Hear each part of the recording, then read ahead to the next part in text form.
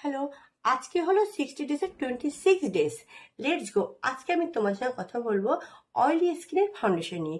যাদের oily skin থাকে তারা কিন্তু খুব কেয়ারফুলি তারা সমস্ত কিছু প্রোডাক্ট তোমরা অ্যাপ্লাই করবে, কারণ তোমাদের স্কিনে খুব ওপেন পোর্স থাকে এবং পিম্পলসের সম্ভাবনা থেকে যায়। তোমাদের আমি কিছু স্কিন কেয়ার নিয়ে কিছু বলে দিই, দেন ফাউন্ডেশনে আসবো। নাম্বার 1 পয়েন্ট, তোমরা সপ্তাহে একদিন করে ডিপ ক্লিনজিং করবে, মাইল্ড স্ক্রাবিং করবে, দেন চারকোল জাতীয় মাস্ক অবশ্যই ইউজ করবে। এবারে আসি ফাউন্ডেশন, মানে মেকআপ করার আগে তোমরা সিটিএম থেকে যে প্রাইমার অ্যাপ্লাই করছো সেটি যেন হয় খুব লাইট ওয়েট এবং জেল জাতীয় হয়, এবং সিরাম অবশ্যই ইউজ করবে। 3 পয়েন্ট, তোমরা ফাউন্ডেশন অ্যাপ্লাই করার পর স্কিন যখন তোমরা সেট করবে ট্রান্সফার পাউডার দিয়ে, এবং পাউডারটা অত্যাধিক পরিমাণে স্কিনে লাগিয়ে দেবে না, টিজনে লাগাবে। তা না হলে কিন্তু তোমার স্কিন থেকে তোমার ঘাম বেরোতে শুরু করবে। এই হলো তোমাদের সতর্কীকরণ। এরপরে বলি অয়েলি স্কিনের ফাউন্ডেশন সম্বন্ধে।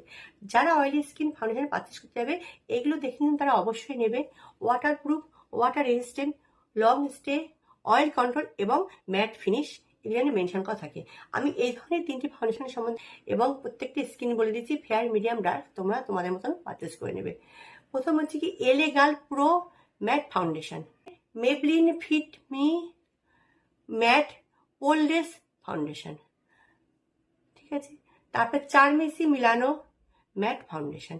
আজকে হলো এই পর্যন্ত, আগামীকাল আমি পরের স্টেপ নিয়ে আসবো। আজকের জন্য